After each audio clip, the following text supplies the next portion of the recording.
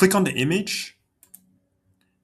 At the bottom, go to Apps, search for Easy Reflection.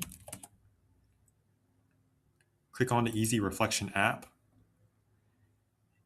and go ahead and create the reflection.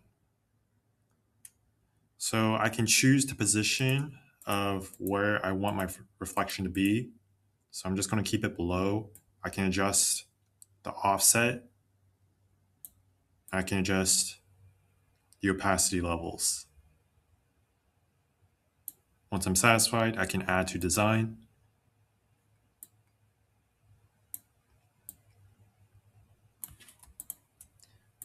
I can readjust the images.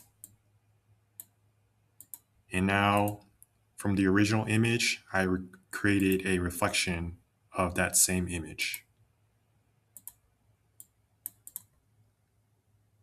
So if you have any questions or comments, be sure to leave it down in the comment section below.